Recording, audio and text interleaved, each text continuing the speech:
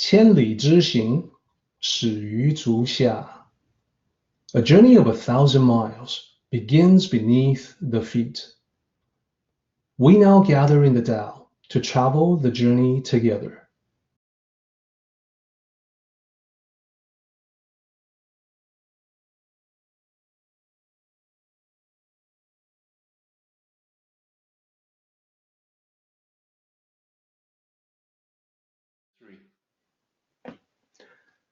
So from last time,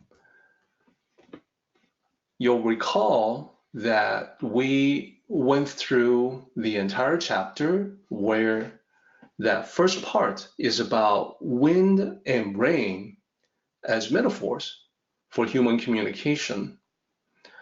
The second part is about the different paths one can take in life. It's also about how you are the ultimate judge on the crucial decision affecting your destiny. And the crucial decision is basically can be phrased in this way. Where am I going? Where am I going in life? Where will I be? What is my life about? What is my ultimate destination? Which way do I go? So it's the all-important question that we all have to answer. Now, the answer that you get to may change and evolve over time. That is only natural.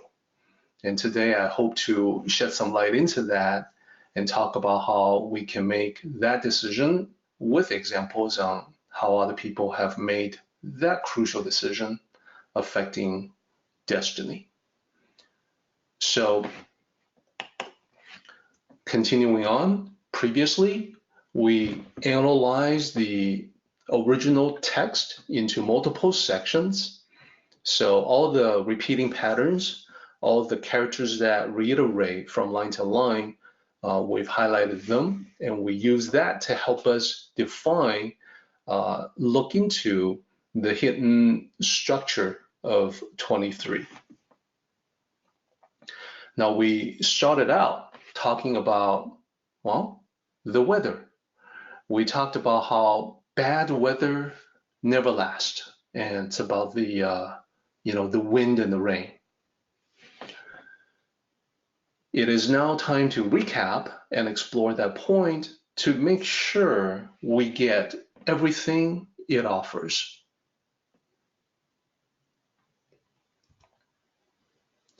So I want to specifically focus on the wind and the rain.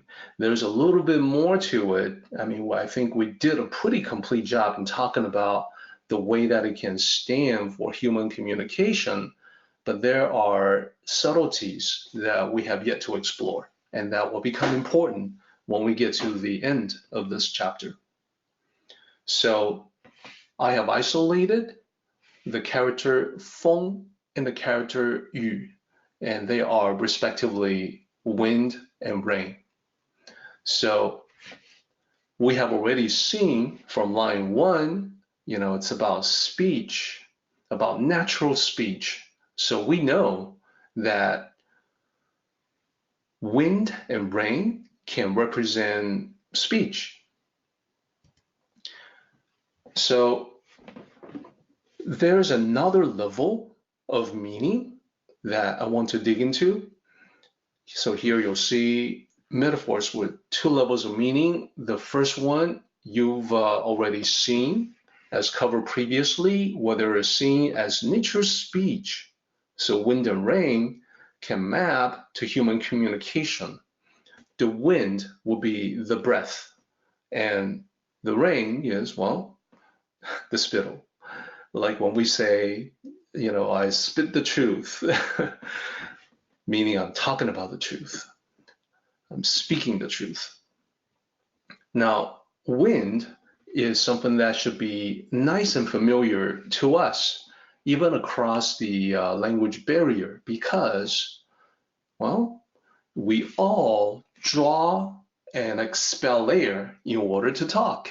In talking, there's the inhalation and exhalation of air. We also oftentimes talk about hot air, someone's full of hot air, or someone being long-winded, or maybe the listener, when you're listening to someone rant on and on, you're blown back by the intensity or the forcefulness of what they're saying. So using wind as a metaphor for talking is not exactly an alien concept to us. It should be nice and familiar and something that we can identify with completely. So we don't exactly use rain as a metaphor for speech, except as I mentioned, in rap, oftentimes now we're talking about spitting the truth, stuff like that. So that's probably the closest that I can think of when it comes to using that as a speech. But in ancient Chinese, they're definitely used in that way. So that part is easy to understand, and it's also pretty obvious when we look at the text. When we look at the original, when we look at the translation, it's definitely, we're on the right track, we can tell. So let's talk about another level. Another common way to use wind and rain is to represent adversities in life. So, for instance, when you go on a trip, you can come across wind and rain. You can go through bad weather. Perhaps in your journey, there's a storm and you need to weather the storm. So when you talk about wind and rain as bad weather in the journey of life, the main idea here in this particular chapter with these lines, Lao Tzu is saying that, well, things may be bad right now. The storm may be really powerful and you're seeking shelter to protect yourself away from it. But listen, nothing lasts forever. The storm will pass. Strong wind does not last all morning. It's going to go away. Sudden rain does not last all day. It's going to be gone. It's going to stop at some point. So as you're going through bad times in life, you want to remember that this too will pass. So the main idea, bad luck doesn't last. Sooner or later, you get past it and leave it behind. Soon, that storm is in your rear view mirror. You're leaving it far behind. Now, it's not detailed in this particular slide, but let me also draw your attention to the fact that you can combine these two metaphors together. First metaphor, wind and rain, to stand for communication, for talking, for our interactions with one another. And the second way to use it is about bad things that will happen in life, misfortune, mishaps that will occur in life. When you combine one and two, the idea is that you get adversity in the form of negative remarks or criticism from other people. That's communication, and it's also a negative thing. In other words, it's a negative thing that comes to us as critical communication, criticism.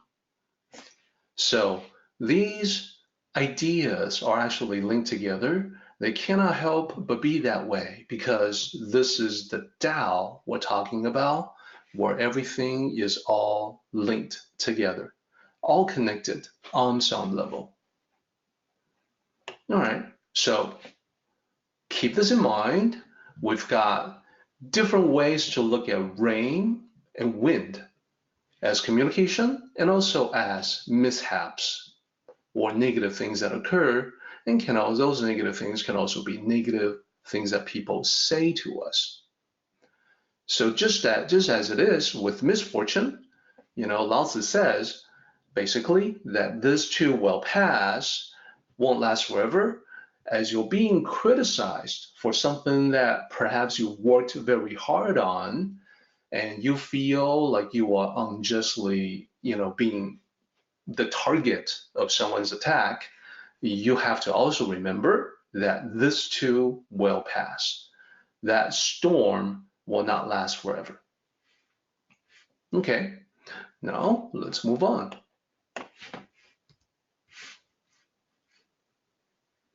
So we went past a section there, the second section, that's basically saying that, so many people out there are long-winded. They don't know when to stop. They don't know when to put a cork in it. They just keep on talking. But those of us who want to follow the Tao, who want to emulate nature, to practice virtues, then we want to be observant of the fact that heaven and earth cannot make the wind and the rains last, and therefore we shouldn't even try. We should also come to a logical stopping point when we talk. We should also have an appropriate end to the point that we're trying to make, and not to just keep on talking, depriving other people of a chance to respond, to react. Now, after that, and this is where I want to spend a lot of time with the second section, you can see the second section has a lot of highlights, has a lot of red highlights. It just means that there's a lot of repeating characters. So those are always a pretty good indicator of importance. So what I want to do now is to focus on a particular thing. Let me highlight it for you. Let me point to it. I want to focus on line 9, and there's a specific reason for that. Let me explain. So previously, I talked about how there's the people that follow the Tao, there's the people that follow virtue, and then there's people that follow loss. So in that conversation, in that discussion that we had, a very interesting insight was offered by my friend Barry last week, and what he said was fascinating. He talked about how we could also see loss in a positive light. So this is great. It's great whenever people think more deeply about these ancient words. So I looked at it also from a linguistic perspective, and now I would like to share my findings with you. So previously, as you can see in this slide, I talked about the people that follow laws as the flip side of the people who follow virtue. So the people who follow virtue, they eventually go into the realm of the Tao when the virtue they practice become a natural thing for them, become second nature. Here, following laws are the opposite. That is, people who go against the Tao and experience loss. And loss, in this case, refers to setbacks, obstacles, the negative things that we come across. So the point that Lao Tzu is making here is that you choose how you put this teaching into practice, or you choose to not put this teaching into practice, as the case may be. And whatever results you obtain will match what you do, will match what you choose, what your choices are. So let's continue on. There's a little bit more to it, but I want to show you the slide again about the reiteration of the 3 levels, or the 3 different paths. So here, what I've highlighted are the reiterating characters from line to line. So in Mandarin, these are 同于道, with the Tao, 同于德, with virtue, or virtues, plural, as the case may be, 同于失, with loss. And it's a little bit harder for us to understand what it means by with loss. We can probably figure out, being with the Dell or being with virtues. Okay, no problem.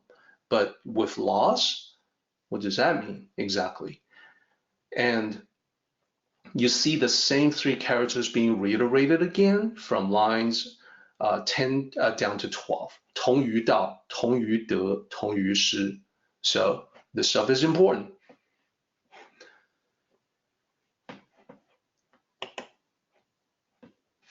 Now, here's the crucial thing. I would like everyone to take a look at the character for laws. You'll see it as the last character of line 9.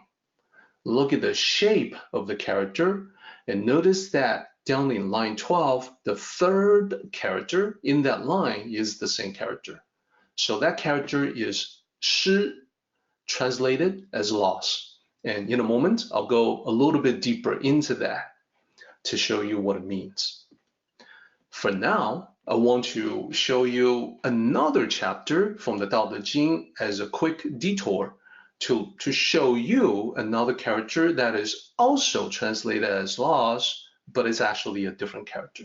Okay, so look at the last character here, 失, and the third character here. And now we're going to go to a different chapter to look at a different character. Okay, so I've highlighted that character for you. This is from Tao Te Ching 48. So a little ways down in the middle part of the Tao Te Ching. So we have a different character here, 损, that is also translated as loss. So do they mean the same thing? Well, it turns out they mean something slightly different. And let me explain what that difference is. In the context of this particular chapter, chapter 48, we're very certain that loss is presented in a positive context. And here, when we say pursue Tao, daily laws, we're talking about laws as in simplifying, streamlining, reducing, or boiling down to the essence. So that is actually a very positive thing. Now, I translated that into the English word laws, and I'll explain the reasoning in just a moment. So for now, I think you can tell that this character is looking different from the other character translated as laws. So what I want to do is to compare the subtle differences between these two characters, and you can appreciate the linguistic issues that go into it.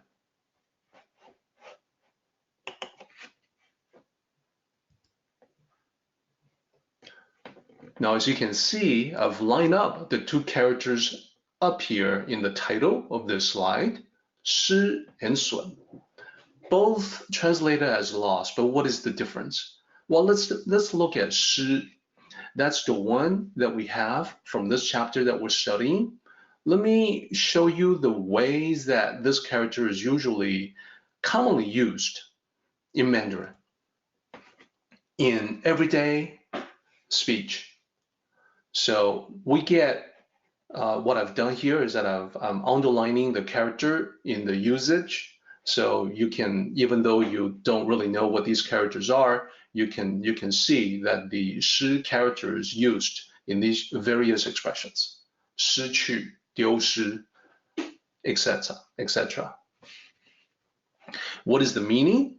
So the English is right below. Loss specifically as in losing or misplacing something. It doesn't have to be a physical thing. Losing or misplacing, losing as in losing something of value, and that's what makes it a negative. That's what gives it a negative quality. It's losing something of value, something that you value, rather than something that is extraneous, something that is unnecessary, like a burden, losing a burden. It's not that, it's losing something that you want to keep, losing something that you've had before that was of value to you. And indeed, it can be losing or loss as in defeat, as in failure. That's the other context of this particular chapter. And again, I've underlined the same character. 失败 is loss, as in failing or suffering defeat. So yes, like losing a game, losing the NBA championship, losing the gold medal or a chance at the gold medal. Then there's also 失效, the next one, that's losing effectiveness, which, if you think about it, is in the context of the first one, loss is in losing or replacing something. 失效, losing effectiveness, it's not a physical thing, but it's a loss. Therefore, from the above, I think you can see that in Mandarin, 失 is always negative. It's always a negative context. And the subtle thing is that this actually makes it tough to translate appropriately into English. You may not think so, but here's the thing. Take a look at this. In English, to lose something can be a good thing. We talk about losing weight. That's a good thing. Or to lose a pursuer or stalker, that can be positive. So it's not a perfect equivalent to the Chinese character to translate as loss. Unfortunately, there's no perfect equivalent in English. If you can think of one, I would appreciate that. So the word lost, as in I'm lost or get lost, that can be a close equivalent, because to be lost is always a negative thing. To not know where you are, to be disoriented, to be confused, that's always negative. So wouldn't that be better? Well, in this case, lost would not work well in translation. So remember, we're talking about following the path of loss, with the two S's. It's harder to talk about following the path of lost. So it doesn't work well in the sentence, and that's why loss had to be used in translation. Now, there is a way to avoid this collision of using loss in two different ways for two different characters, and that is we change one of them. So here's one possible way to do it. It's different from my translation, but let me show you what it looks like. So we're back to 48 again. Rather than to translate line 2 as pursue Dell, daily loss, we can use daily decrease. Then to make the poetic structure consistent, line 1 has to be daily increase. This is not a bad translation at all. So pursuing knowledge, daily increase, seems like a good thing for a lot of people, but from the Dell perspective, it's an increase of complexity. It's an increase of things that you may desire or things that cause anxiety. So it can be a negative thing. Whereas if you pursue Dell, daily decrease is to decrease that complexity, and that goes into the context, as we have mentioned before, to simplify, streamline, reduce, to boil down to the essence. Then line 3 logically becomes decrease and more decrease, or perhaps reduce, reduction and more reduction. I don't know. Some of this will depend on your personal preference in terms of, the word that you would pick for your own translation. So this can work. And I would also add the commentary that this subtle issue here, using decrease, is actually, I would say, at the highest level of translation nuance and expertise. It may go well beyond the level where many translators operate at. So why did I not originally use the word decrease, increase and decrease for 48? Well, a couple of different reasons. Reason number one is because if you look at the conciseness of the original characters, these lines are all really short. So I wanted to also keep the English translation short. I wanted to convey somehow the brevity of the original. So loss in that context is actually better than decrease. Another reason for translating that way is, as I pointed out in the previous slide, when you say loss as in losing something, it can, in English, actually be a positive thing. I talked about losing weight as a positive thing. Well, loss is like that. You can have weight loss, which can be positive. So I wanted to capture the possibility for the positive as a better representation for the concept of decrease that's a beneficial thing.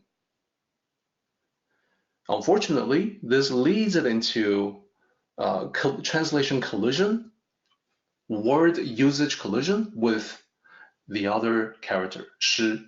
And for that one, there's no alternative there's no usable alternative. We're limited by the expressions that we can use in our language. So if translating to a different language, perhaps we can do better, but this is where we are. This is where we are with English. So now, set that aside. That was just a brief detour. I want to focus everyone's attention on the most important point in this particular chapter, and that's a slide that you have seen before, but it deserves a repeat viewing. Let's sum it up. Let's sum up the different paths, different choices with a recap of a slide from last time. So the order as presented in the Tao Te Ching is the path of the Tao, the path of virtues, and the path of loss. So we'll do it, sum it up in reverse order, which is the path of loss, losing the teachings. And if you lose the teachings, you just have to repeat the lesson. So the path, the Tao, is a good metaphor for that, because if you lose your way, if you are lost, if you stray far from the path, and eventually when you rediscover where the path is at and you come back to the path, you're going to have to walk the path. You won't magically appear near the destination. All the pathway that you haven't walked, you're going to have to walk them. So that's metaphorically repeating the lesson. You have to repeat until you master the lesson. You have to repeat if you didn't get it the first time. So that's the path of loss. 失. And remember, it's also the path of misplacing things, losing track of things, defeat, a negative quantity. Then we have those that follow the path of the Tao, people who actually put the teachings into daily practice. The daily practice is not the Tao yet, it's the path of virtue, consistently practicing the virtue all the time, whatever virtue that may be. Then that eventually leads to the realm of the Tao, when you have natural integration of skills, and that's when you get what I call the effortless excellence in execution. It's natural. It just comes out of you. It's the way you are. So this idea is actually baked into the title, Tao Te Ching. So we've been looking at it all this time, but probably haven't really paid a whole lot of attention. These are the characters, Tao, De, Jing, where the last character is just sutra or classic. The first two characters, Tao and De, that's the Tao, the path, the way, and De, the virtue. So we write it as 道德经, and this is the original Wade Giles romanization. So even though it's the D sound, it's written with a T. It's a quirk of that system.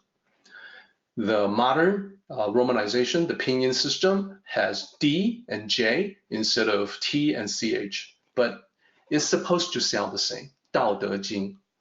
So Dao, the first character, is the ultimate level. De is what leads to it. So it's actually in the name. It's in the title of what we study. Now, to remember this process of practicing virtues leading you to the Tao, the way I remember it is with a mnemonic, DDEE, 4 letters, where the DD means dedicated discipline, and the EE means effortless excellence of the Tao. So virtue is at the DD level, and the Tao is at the EE. That's the way that I try to recall these concepts to mind. So this is the reason why I emphasize the importance of cultivating the right habits in your life, because that is a way to put yourself on the path of dedicated discipline that will eventually lead you to effortless excellence. So at another level, and also as a specific example, let's take a quick look at the process of living one's life and learning life lessons. So in this level, in this example, a specific example that I'll introduce everyone to in a moment. So for instance, the virtue of compassion leads to the realization of your destiny. So this is one common scenario that when someone is practicing the virtue of compassion, eventually becoming very naturally compassionate person, it will lead to the realization of one's destiny. So here's how it looks. Initially, this person may be at a loss, literally at a loss, or with loss in the language of this particular chapter, feeling lost, being lost, looking for meaning and purpose in life, but not exactly sure what they are for you. So that's at the lowest level. Then, number 2, the realization begins to dawn on you when you practice the dedicated discipline that leads to effortless excellence. The realization leads you to the realm of the Tao, and it's about one's mission in life. So let me take a moment to just talk about that. This is something that played a pivotal role in my own life as well. So why am I doing all this? Why am I spending all this time preparing all this? Well, it's because of exactly what you're looking at in this particular slide. So remember that the overall idea that we have when we look at it from the order presented by this chapter, which is Tao, virtue, and loss. So someone may remark in Mandarin that as you're exploring life, what ends up happening is the pattern of, in Mandarin, 多做多收，少做少收，不做不收. And there's different ways to express that. But basically what it says from the top down is that the more you practice, the more benefits you receive. The less you practice, the less benefits you receive. If you don't practice at all, you don't receive the benefits. Seems simple and obvious when we look at it that way. And yet, it is something that people often forget. as they go about life. So, mission in life, what am I here to do?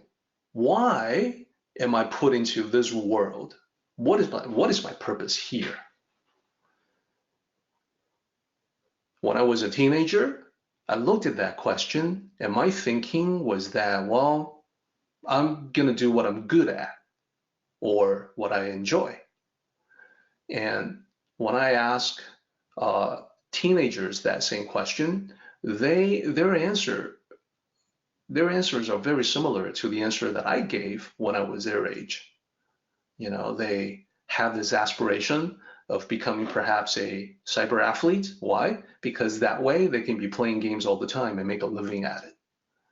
So I had to tell them that this is not likely to be their mission in life. And they may say, but I'm really good at it.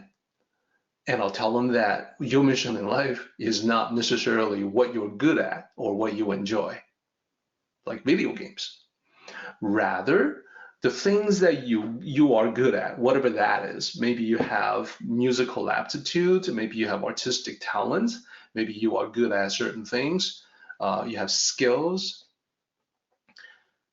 The things that you are good at, the things that you enjoy, those are the things that contribute to your mission.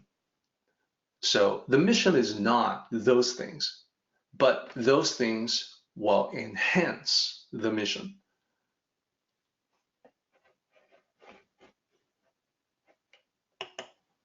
So let me use a specific example to show you what I mean.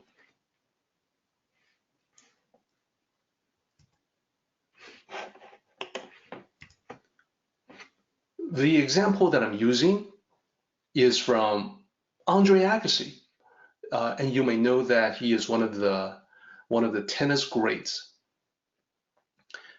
And Andre Agassi wrote an autobiography called Open.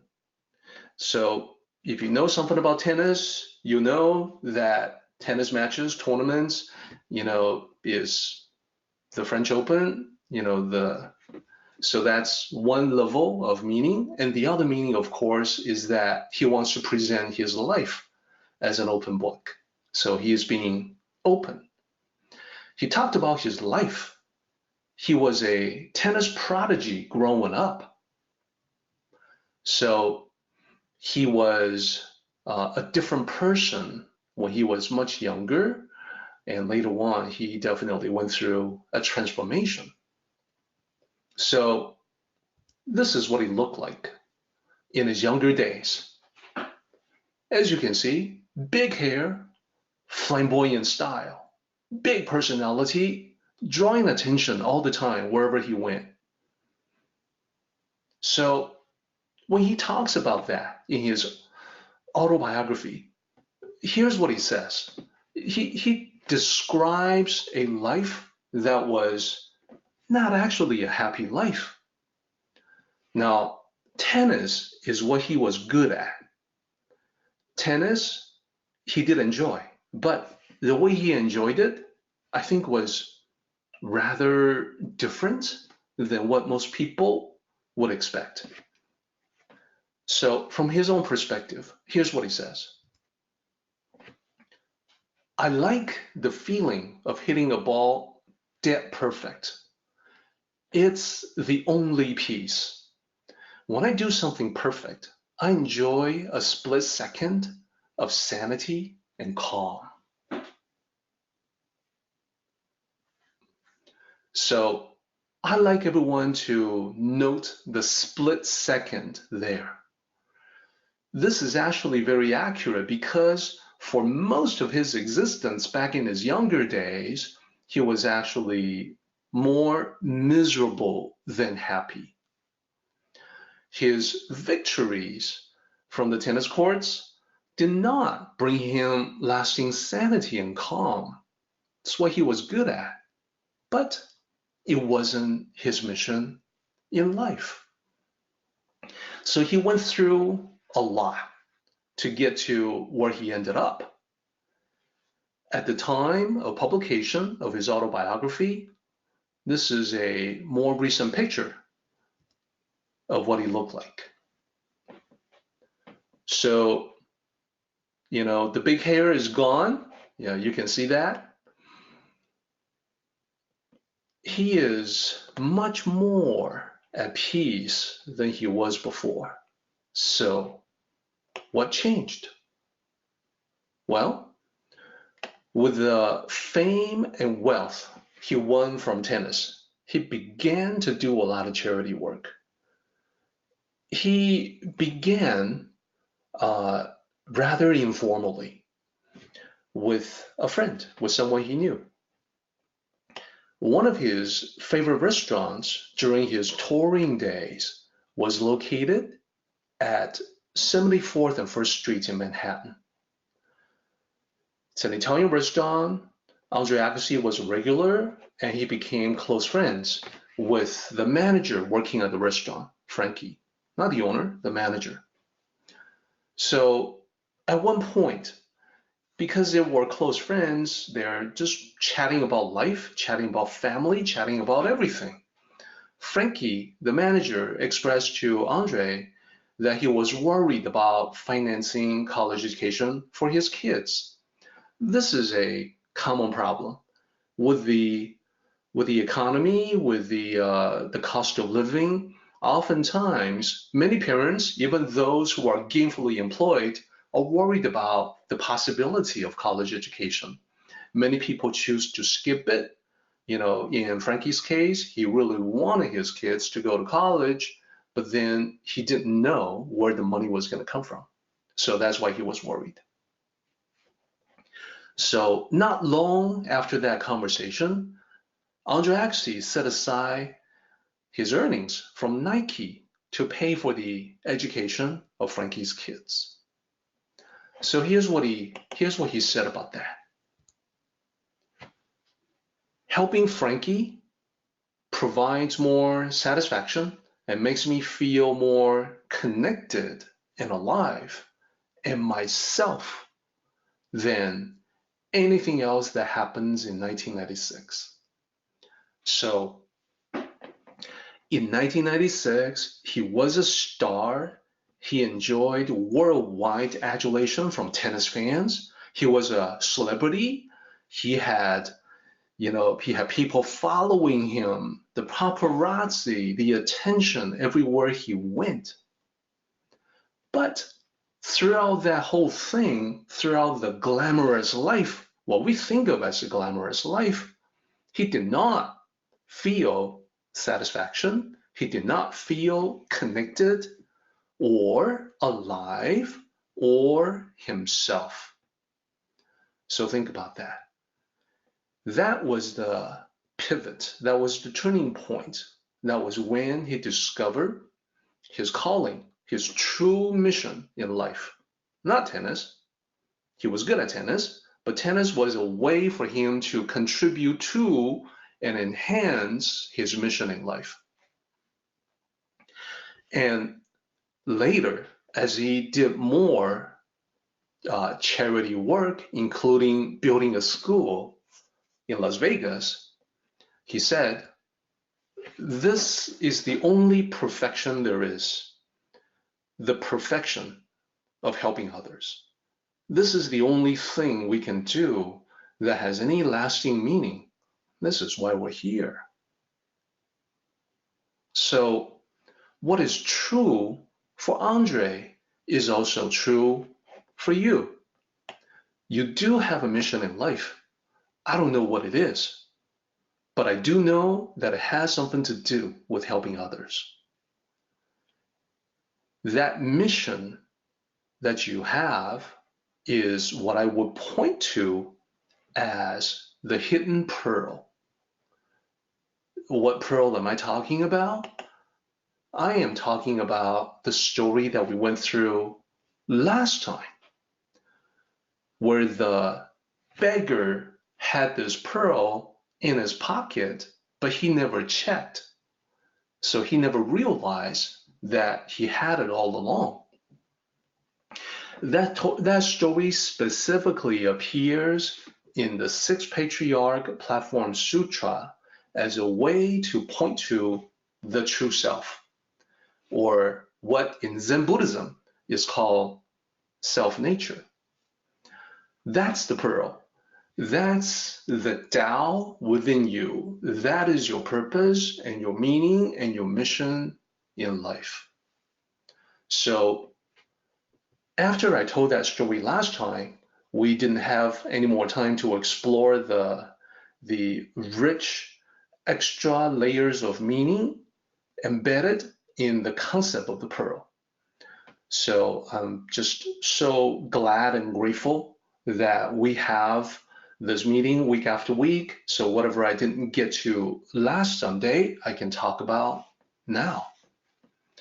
And what I specifically want to bring to your attention is the polished translation, speaking of pearl, of the passage that is most closely identified with self-nature, this pearl, this precious pearl that is inside of you. So this is what it looks like. Now, of course, just looking at the Chinese characters, it doesn't signify anything. It doesn't mean anything. But I'm going to break it down for you. This is something that I have talked about before, but I think never at this particular level of detail. But I think it's so powerful. It's something that I personally have benefited tremendously from. So I do want to make sure that everyone gets into it as well. And it's closely tied to this particular chapter of the Tao Te Ching. So what are all these characters? Let me break it down for you. First, let's start with what you see on the left-hand side. So the 4 characters that you see in the graphic on the left-hand side of the slide, I've replicated down here. And I want to do that in order to break down the characters for you one by one. So the first character is simply the Mandarin character for the number 6. In this case, it means 6 with the TH, the number 6. And then the second character means ancestor, or in this case, patriarch. So the actual meaning of the character 主 is gender neutral. It could be a male or female ancestor. The male-oriented language of English forces ancestor into patriarch, which is male. So we unfortunately don't have a better way to translate that, and 6 patriarch has become a thing, so we can't really change it. The third character, Tan, is platform. It's the platform where the 6th patriarch taught from. It's where he meditated and taught his lessons to his disciples. And then the last character, Ching, well, that's the sutra. That is the same as the Jing in Tao Te Ching. So when you translate these 4 characters, you would literally just string the English words together. It's the 6th Patriarch Platform Sutra. That's the name of the book. And this is a mainstay of Zen Buddhism. So people who study Zen will eventually have to delve deeply into the 6th Patriarch Platform Sutra. And those of you who study the Tao, I think many of you already know that the Tao concepts are intertwined with Zen Buddhism closely, and you can say that Zen Buddhism is a product of a fusion between Tao teachings and Buddhist philosophy. Okay, so what about the other characters? So I want to point out to everyone that we got 4 lines here, 5 lines here. And these characters go from left to right and then top to bottom. The space in between signifies a pause. So the way that I would read the first line would be 何其自信, pause. 本自清净. That's line 1. So with these characters, you can see many repeating characters from line to line.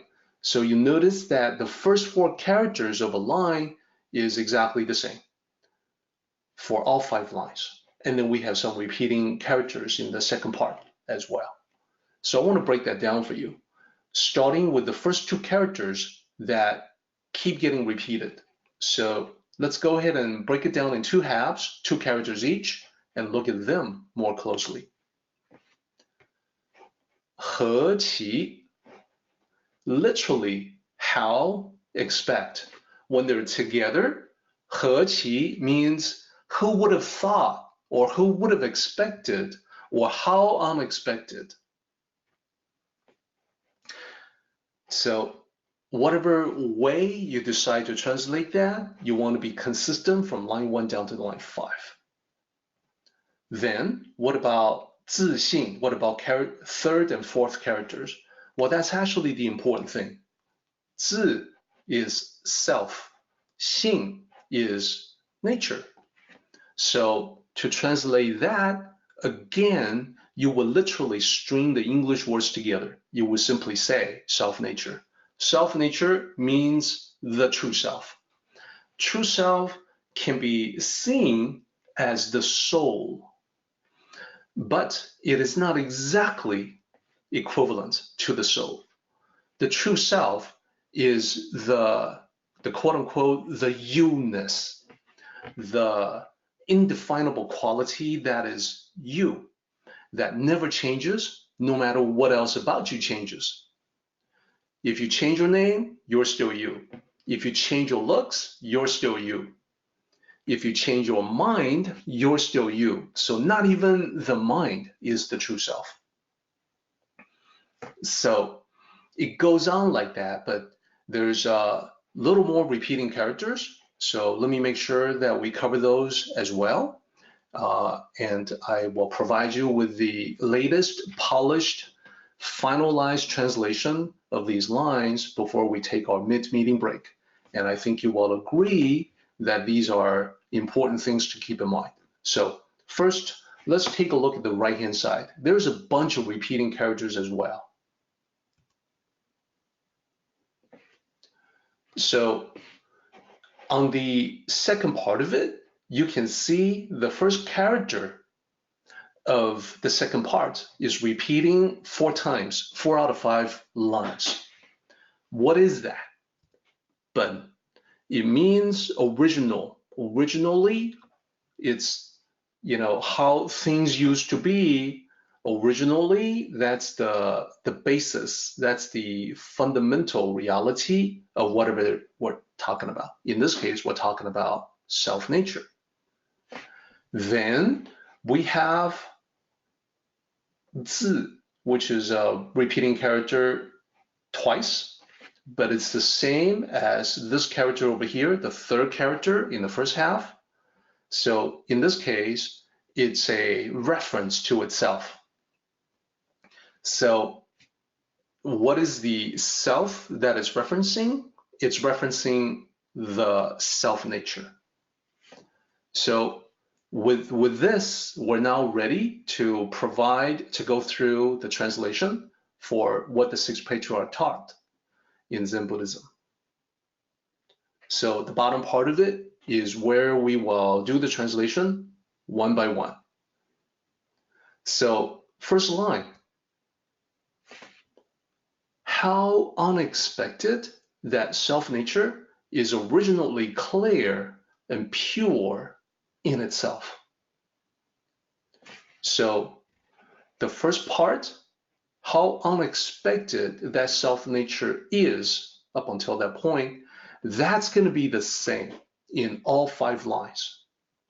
The second part of it, originally clear and pure in itself, in the first line, the first character, the second half, the first character there is originally, and then we have itself, referencing self-nature, and then we have clear and pure. – 2. 。 . 。 . 。 . 。 . 。 . 。 . 。 . 。 . 。 . 。 。 . 。 。 . 。 。 . 。 。 . 。 。 。 。 。 . 。 。 . 。 。 . 。 。 。 。 。 。 。 。 。 . 。 。 . 。 。 . Line 2.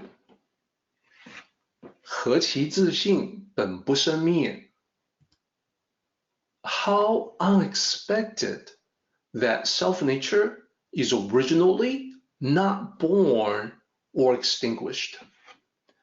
This is the realization from the sixth patriarch that there is a part of every single one of us that is indestructible, that never goes away. It never was born, and therefore it can never die. So that part of it is similar to the concept of the immortal soul. But remember, this is about the individual you that makes you you. This is about who you are, who you truly are, and which is why I oftentimes call it the true self. So whatever you are, really, at the deepest part, at the deepest, most fundamental aspect of you, the truest part of you, whatever that is, it is never born, it is never extinguished. That part of you will always exist, no matter what. You'll go through physical incarnations, that doesn't matter, you're still you.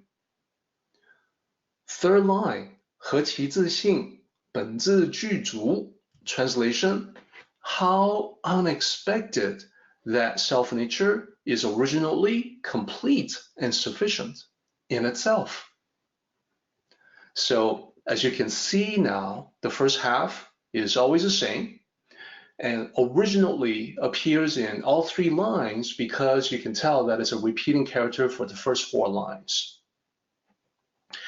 So 自 itself, 具足, complete and sufficient. You've got everything you need already to fulfill your destiny. Whatever your life mission turns out to be, you've got it.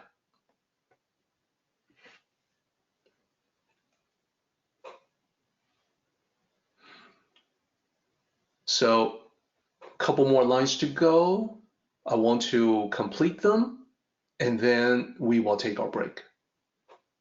So apologies for the later than usual break, but I think it's worthwhile for us to get the whole picture. Line 4, how unexpected that self-nature is originally not moved or shaken. In the original, 本无动摇. So as we go through life, we're often moved and shaken by various external factors. So we've talked about some of them. Misfortune, mishaps, setbacks, obstacles, criticisms, judgment, critical remarks. We take those seriously and we're moved and shaken by them, not realizing that at the most fundamental, in the deepest part of ourselves, we can never be damaged. We can never be moved, never be shaken, never be reduced in any way. So if you hold on to that, it gives you the calmness, the composure that spiritual practitioners are known for. Last line. How unexpected that self-nature is able to produce all dharmas. Dharmas are manifestations in your life. It's what you do. It's what you are here to do. And your true self, your self-nature, is far more powerful than probably you realize. It has everything it needs to execute and fulfill its mission, and it can do so many things beyond what you've allowed it to do up until this point. So this is what we literally mean when we say that you're actually very powerful. You're actually an extremely powerful being, but you're not realizing just how powerful you are. You have the ability to produce all dharmas. You can take your life in whatever direction you want. You can accomplish great things. And that is the message from the Sixth Patriarch from the book Sixth Patriarch Platform Sutra.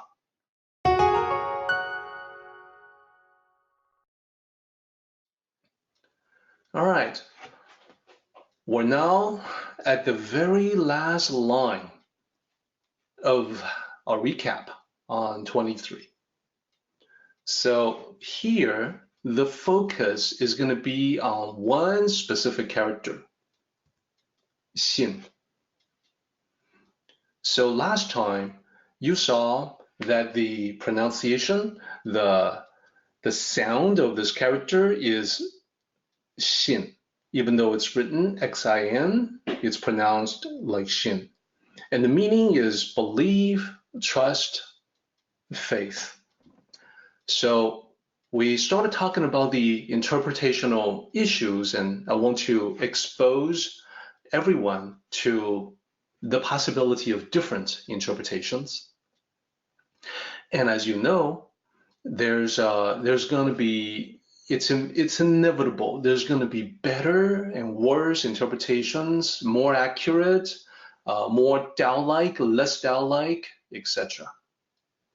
So prior to this line, which is the very last line of 23, the 6 lines prior to this talk about the power to choose your own path, whether it's the path of the Tao, the path of virtues, or the path of loss. So this line, as the very last line of the chapter, and also as the summary line of the previous 6 lines, this line sums them up with the final point that you must trust the process of the Tao or have faith in it. This line consists of 8 characters, which can be broken down into 2 halves of 4 characters each.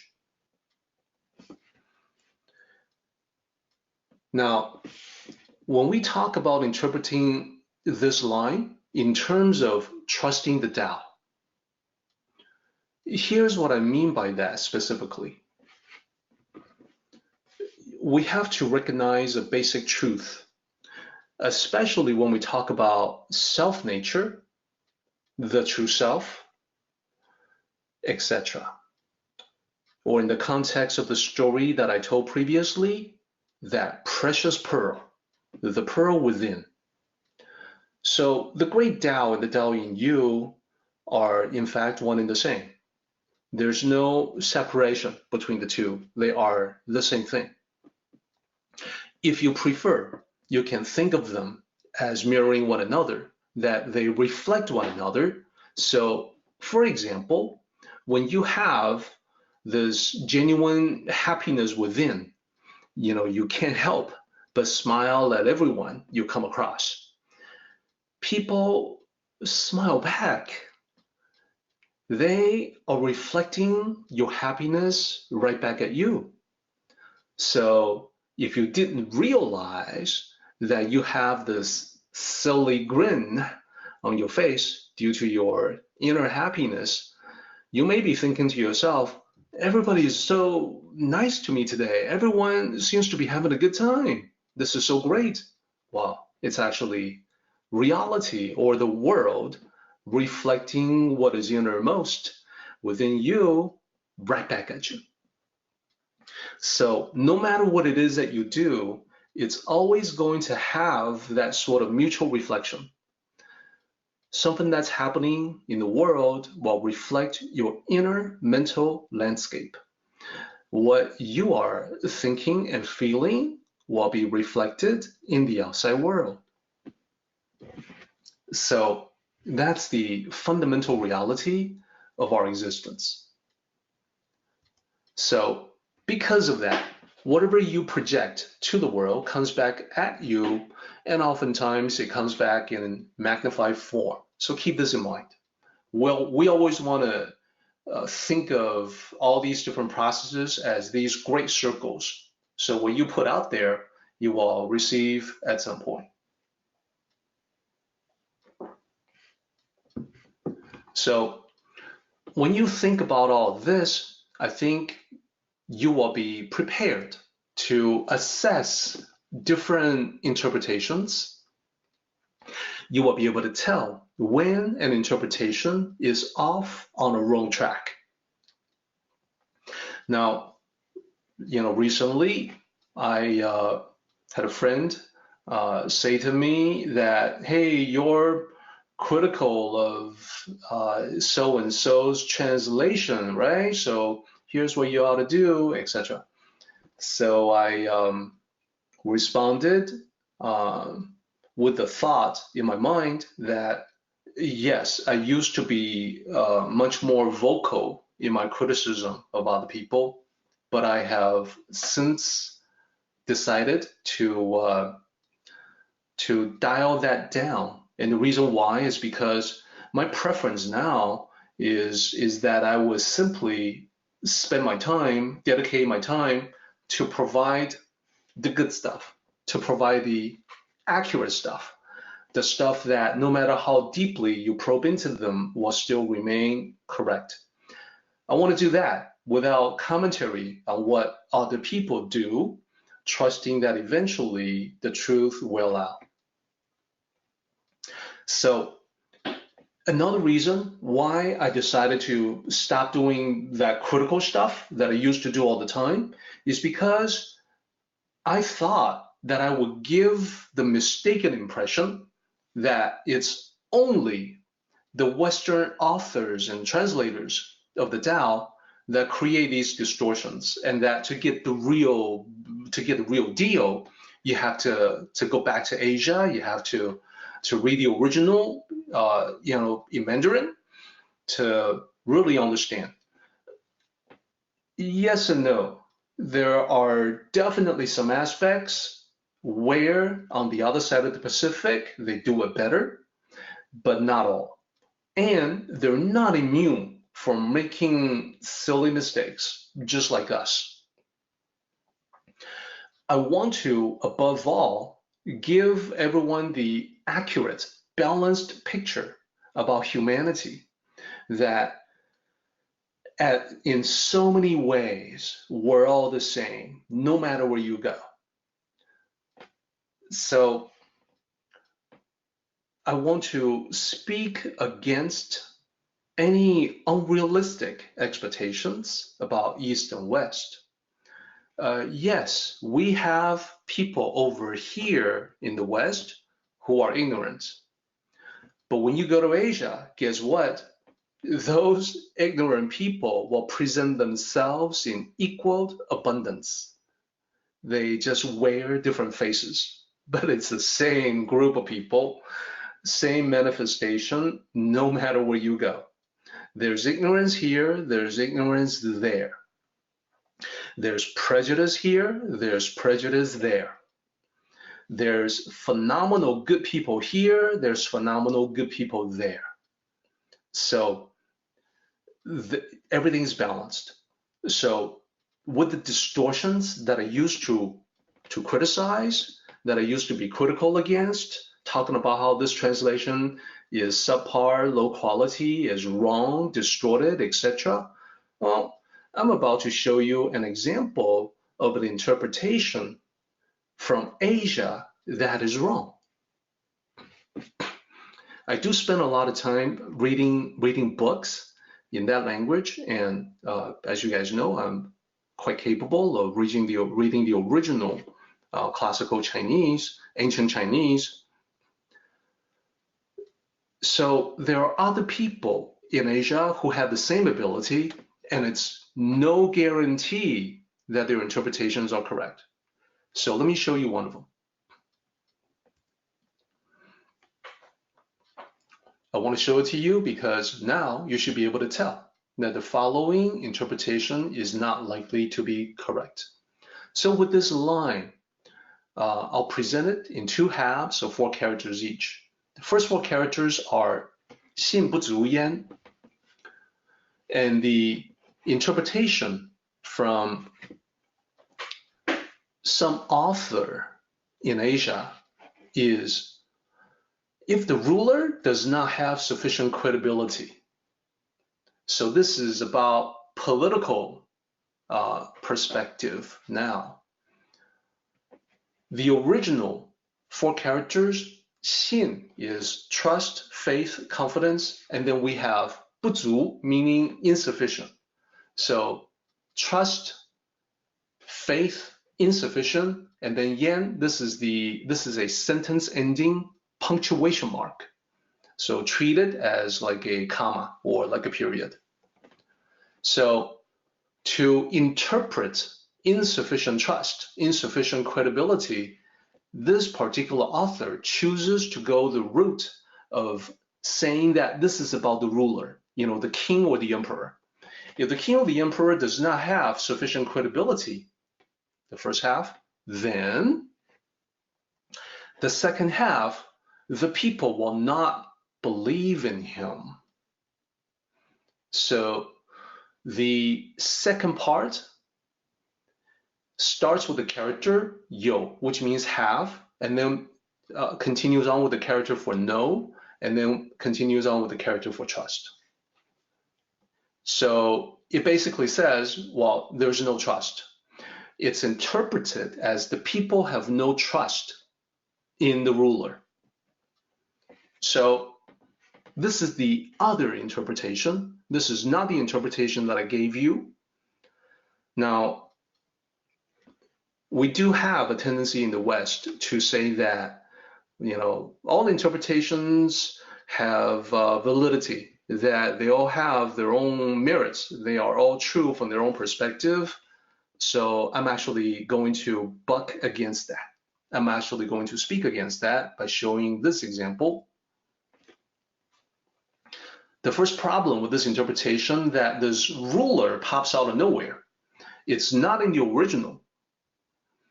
And it makes this line seem like it belongs to a completely different chapter. Like ruler, people, where's that coming from? In order to mitigate that issue, the translator who chooses to interpret in this fashion will have to go back to the rest of the lines in 23 and inject the ruler people dynamic into every single one of them. So that's the first problem with this interpretation. The second problem with this interpretation is that this is the last line that we're looking at. One of the ways to judge if you are interpreting a chapter correctly is to check and see if the last line ties back to the first line.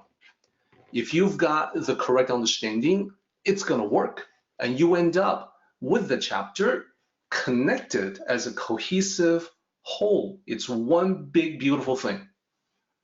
And it ties back in a neat, nice little knot. It comes back full circle, and it's a thing of beauty. With the ruler popping out of the woodwork, coming out of thin air, the second problem is that you can't tie it back to the first line. The first line is about weather as speech, about how we should talk less, because not even heaven and earth can cause the wind and the rain to last indefinitely. So the ruler and the people, the trust between them, that has no bearing on the weather, on talking long, not stopping, communication, stuff like that. It would be a lot of work to try to make it fit, and it's not worth it. There's no need to suddenly inject, well, the ruler has no credibility, so the people don't trust the ruler. Okay, that's balderdash. That's a very bad interpretation.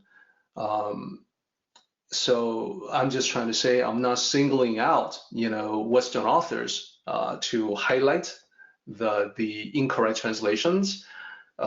We should be equal opportunity when it comes to pointing out when things are wrong. But more importantly, for me, in this case, it's important that I give you the tools so you can see for yourself that something is right or not right.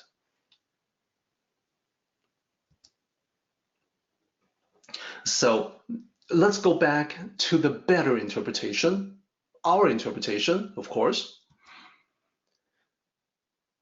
So, 信不足焉, if you do not have sufficient faith or trust in the Tao, yeah, it's about the Tao, because the previous 6 lines were about that. They were about life choice, choosing different paths, that you have the ultimate control, and no matter what you pick and choose, the universe is just fine with it. You're the one who enjoys or suffers the consequences. It's all about the Tao. If you do not have sufficient faith or trust in the Tao, then, second part, then the Tao will also not have faith or trust in you. So, with this interpretation, we now have an obvious connection with choosing one's path in life, whether that choice is the Tao, virtues, or laws. And the lack of faith, the lack of trust, goes to the uncertainty about the path that you will be choosing. If you aren't sure about the path, you're not sure where it's going to take you, you may hesitate, you may wander off, you may go off the path, you may go back, you may retrace your steps, etc. So, to interpret in this fashion makes the last line fit the previous 6 lines. So even though it's not referencing rulers or people or the Tao or you, we can pretty much assume that the last line is all about the Tao, the path, and you.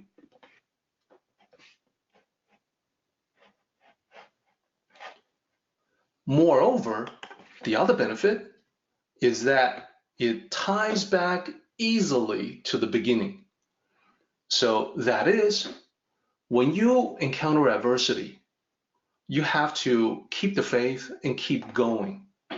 So adversity is the other level of interpretation on the rain and the wind. So remember, that's about communication. It can also be about, bad weather that you go through in your life journey.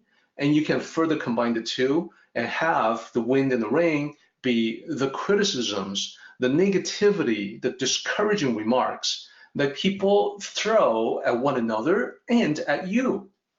When you encounter that, the last line is telling you that you have to keep the faith. So you can keep going, that if you don't know what to trust, if you don't have sufficient faith in the Tao, then you will not succeed, because the Tao will also have that exact same lack of faith, lack of trust in you as you have of it. It's all connected. I know I keep saying that because it's true. It's all connected.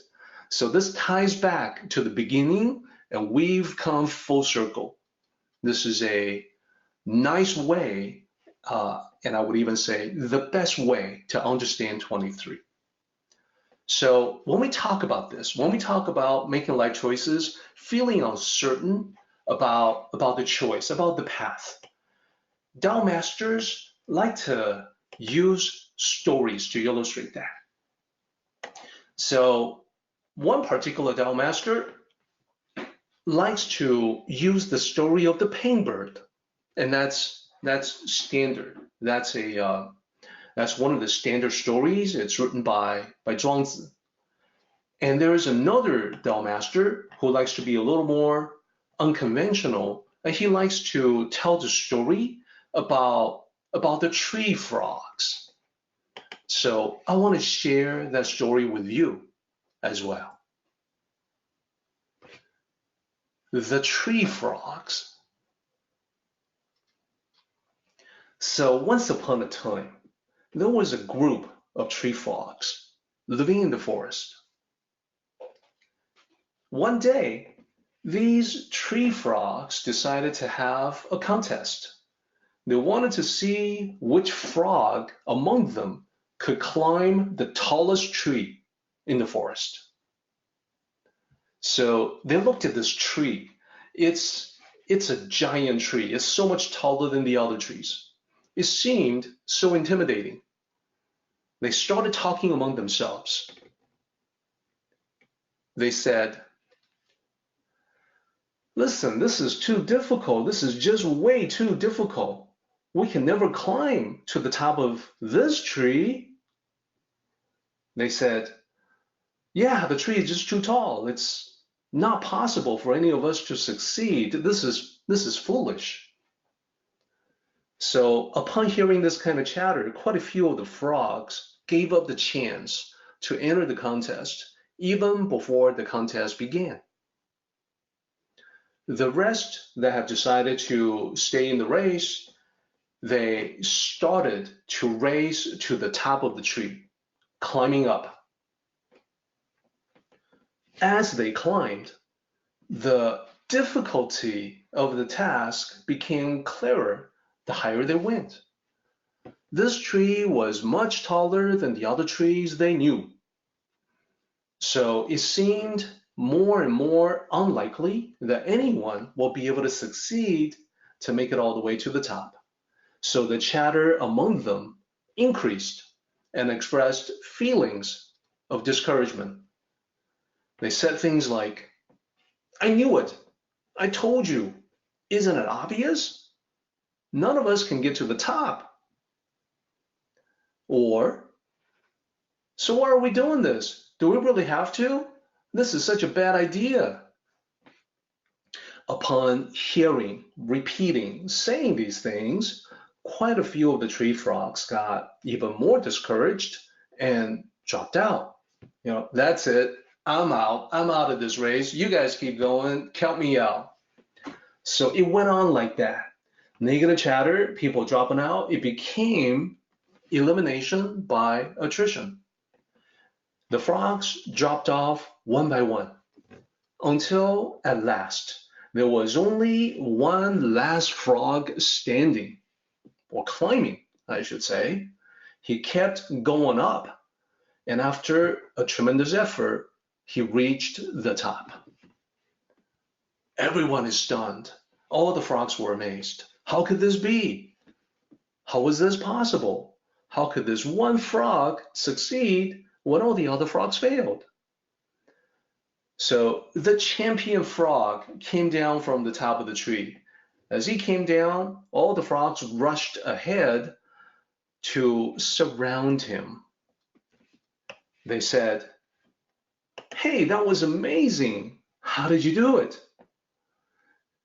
And they said, tell us, give us your secrets. What is your secret to climb all the way to the top when everyone has failed? The champion frog did not respond to their questions. Strangely, he didn't even react to them calling out to him. After a while, all the frogs finally figured out why. The champion was a deaf frog. He couldn't hear anything. The end.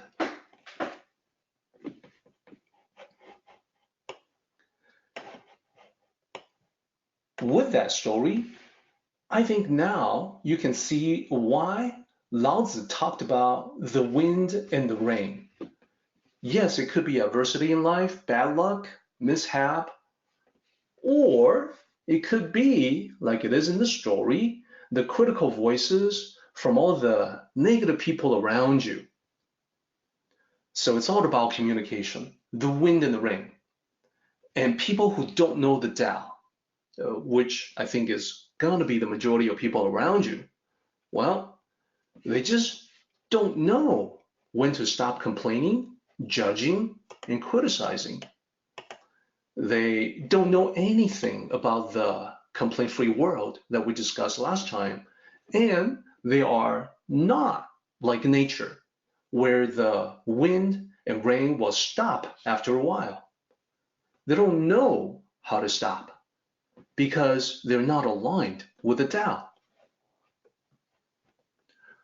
Of course, the champion frog in the story is deaf. This story is not actually suggesting that you become physically deaf. I hope everybody understood that. I hope you didn't get the idea that you're supposed to be deaf. The story is definitely suggesting that when you know the Tao, when you understand and apply the Tao, you can shield yourself against all the discouraging, pessimistic, depressing words and thoughts that people inflict on themselves and on you. So remember, people can say whatever they want, but your path is still your path. It's yours to choose and yours to walk. You have the sovereign power to process what other people say, to determine the meaning and significance of what they say, and discard the stuff that are useless for your purpose, your vision, your goals. So the reason why Dell masters will sometimes tell this story is because, as I mentioned, it's a recurring theme. It's what Zhuangzi wrote about when he wrote about the flight of the giant painbird. As the painbird takes flight on this 1,000-mile journey, this majestic flight, small insects and little sparrows look up from ground level and mock the painbird in flight. And they mock the painbird because they don't understand. You know, why is the giant painbird taking on such a long journey? They have no idea why. It's outside of their experience. It's beyond their understanding. So people are similar. They cannot understand the thinking of the Tao cultivator. When you cultivate the Tao, you literally become the great painbird. You become the painbird who understands that the long journey takes time and it has to be completed a little bit at a time. Most people are looking for shortcuts, the powerful secret that won't require any time commitment or effort.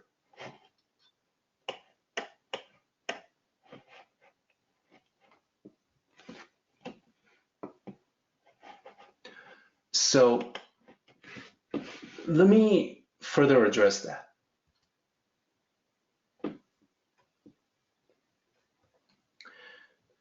So to be able to process that which is incoming and then be able to stick to it, that is, have faith in the Tao, this is really the advanced level of the Tao, the secret technique of the Tao.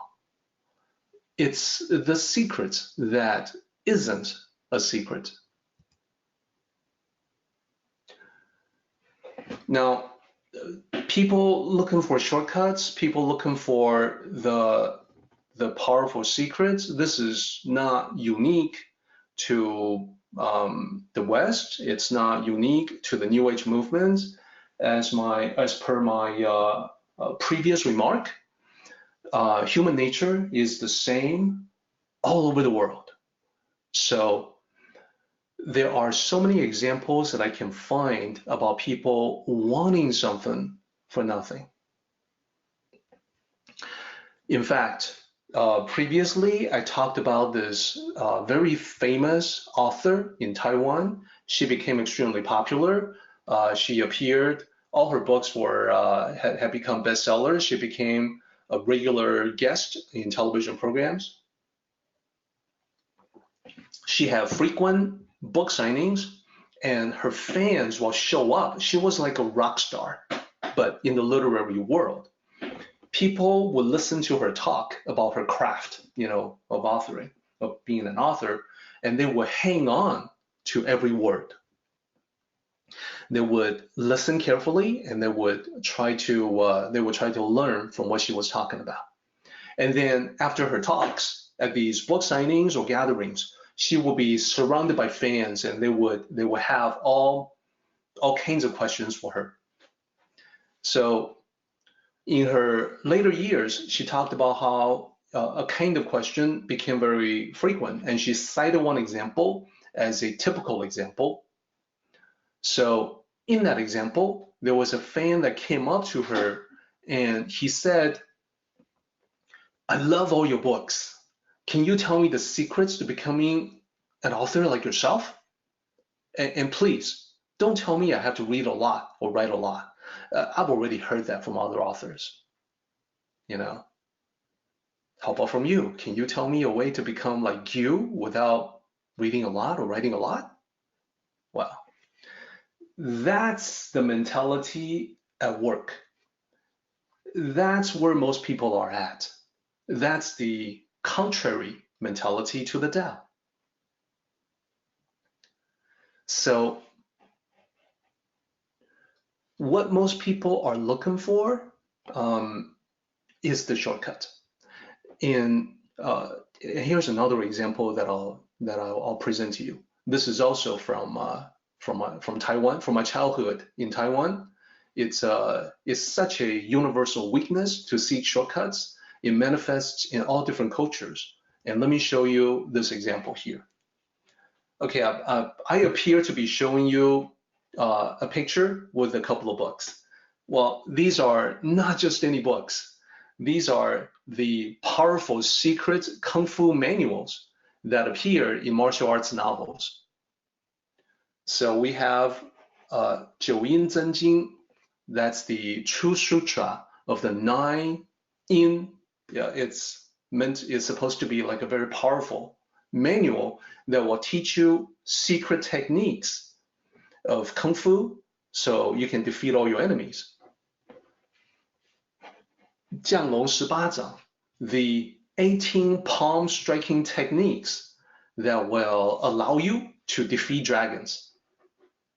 So these appear in martial arts novels and movies all the time. And the story follows a predictable pattern. The pattern is that the hero, the protagonist, will by luck come across these secret manuals that have been kept away from other martial arts experts. So the protagonist will learn from these secret manuals and gain extraordinary kung fu prowess, and then defeat the bad guys. Well, this is the same mentality as the person asking the author about the secret of becoming an author. It's another way to represent how you can be really powerful without doing the work. Now, I know for a fact that the power of the Dao practice is real when it's done properly. I've seen it with my own eyes, and I can demonstrate it on demand. It really is true that mastering the Tao makes you far more effective as a person consistently. This shows up in your life as an ability to do far more with your life than most people. You may live a typical lifespan, let's just say 80 years, but effectively you live twice as much as other people within the same time frame, because you can easily have multiple careers that take place simultaneously. You can maintain your hobbies and your balance in life, taking care of family, friends. So it literally is like you've lived twice as long and enjoy a lifespan of 160 years. It really is true that by living in accordance with the Tao, you can maintain youthful looks and energy levels well into your senior years. So this, and being able to live more than most people, it all seems like magic on the surface. So people are constantly looking for the secrets that will grant them the same thing, even though it's right in front of them and it's rather unglamorous. It's just the discipline, sustained discipline over the long term, that will take them to the realm of effortless excellence.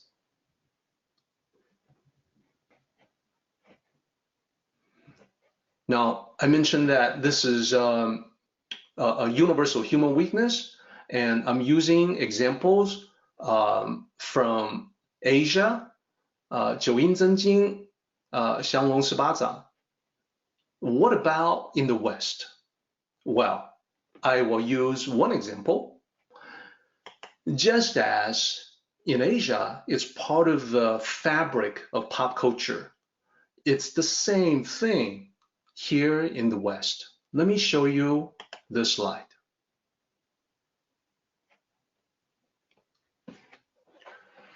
So you may not know what this is. Let me explain. This is a test pilot, the main character, Hal Jordan, test pilot, coming across a wreck of a UFO, of an alien spaceship. Inside the wreck, he discovers an alien who has a green gem in his hand, who's about to die, who says, "Do you accept this duty?" Well, he's talking about the duty of Green Lantern, the superhero. So, spoiler alert, the protagonist accepts the duty and becomes the superhero by finding this gem, which grants him all the superhuman abilities associated with that superhero. So this is a different trapping, different style, but it's the same thing.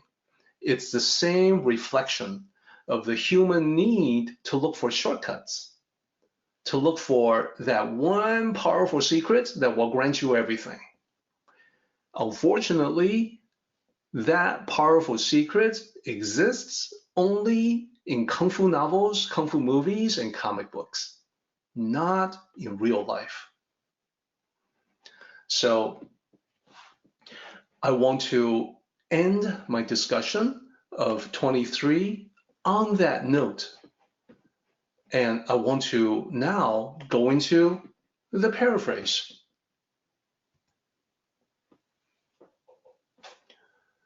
So to paraphrase 23, our purpose is to demonstrate complete understanding by expressing the original meaning in our own words.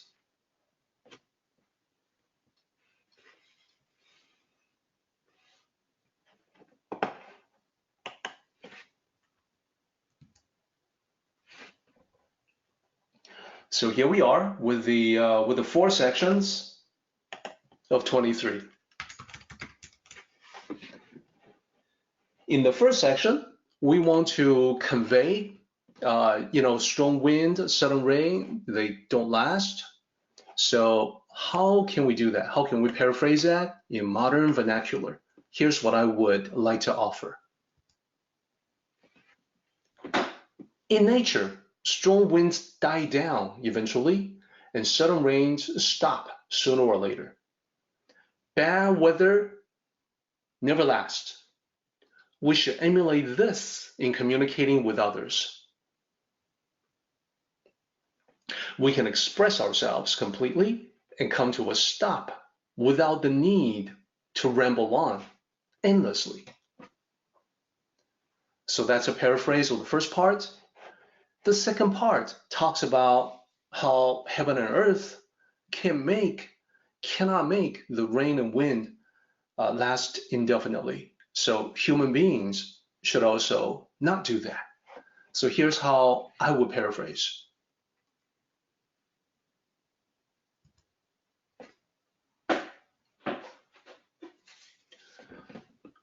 What determines the transient nature of weather patterns? It's heaven and earth, or the Tao itself. If even such powers cannot keep the wind and rain going indefinitely, then we limited human beings should not even try. Talking too much will be contrary to the Tao. So I think that conveys the original meaning without losing anything. Let's move on to the third section. Third section begins the reiteration from Lao Tzu about the different paths that we can choose in life.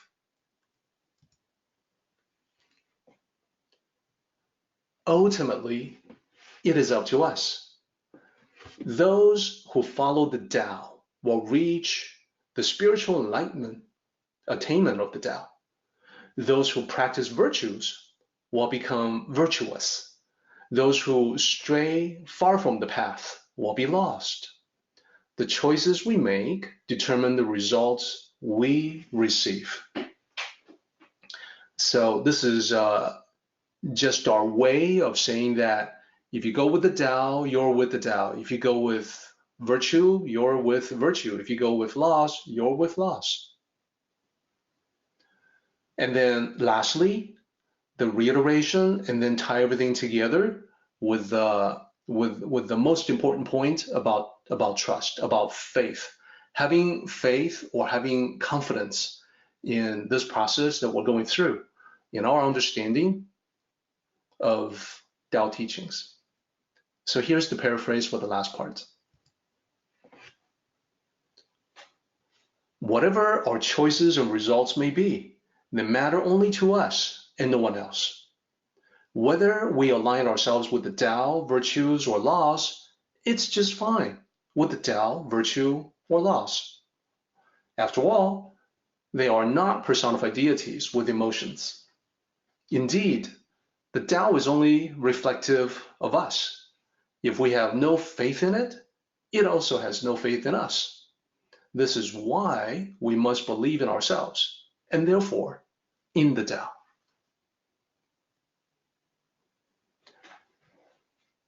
So ladies and gentlemen, that concludes our discussion on 23.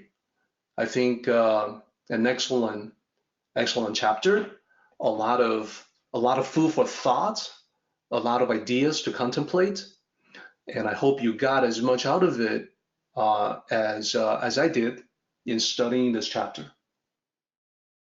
We now have 5 minutes left, and it's just about enough time for us to do the summary.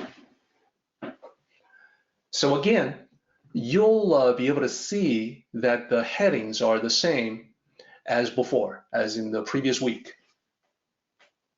I call this the 3 reminders from Tao Te Ching 23. It's meant to be a reiteration, but with a different take on the heading. Starting with number 1, emulate nature. The wind and the rain never go on indefinitely. We need to emulate that. There's no need to beat a dead horse or sound like a broken record. In other words, repeating yourself ad nauseum. So as you can see, the idea is to restate the point in a different way for greater clarity and hopefully greater recollection. Now, let me stay on the wind and the rain for just a moment. Remember, they can represent adversities in life. And the idea is that adversities in life never last. So remember the saying, this too shall pass. Or remember the teaching from the Buddha that everything is transient. Also, by adversities, I am including the wind and the rain from other people, that is, the naysayers and their attempts to discourage you. So the story of the tree frogs is a metaphorical way to say, be aware of what other people are saying, but don't let them get to you. The deafness of the champion frog is not meant to depict a lack of mindfulness, but rather meant to say that most people are so incredibly affected by the negativity other people constantly spew forth. But as Tao cultivators, you don't have to be that way. You can exercise your sovereign power, which brings me to number 2, the Tao within. You have a precious pearl in your heart. It's the 自性, your self-nature. Discover it and utilize it for your mission in life. And lastly, the last item is to have faith. Here, what I would like to remind everyone of is that patience and persistence are absolutely required to create a positive pattern in your life. Therefore, you need to have faith in the Dell process and keep at it. You need to have faith that when there are adversities in life, in your journey, that you will sooner or later get past it and leave it behind. When there are other people who say discouraging things, you need to have faith in yourself, which means the same as faith in the Tao, so that you have the ability to intelligently discard them for your own benefit. So that there is the summary of 23. The second summary, same headings, different paragraphs. Our meeting has come to an end, but the journey continues on. Let us travel safely. Until next time, may the Tao fill you with peace and happiness.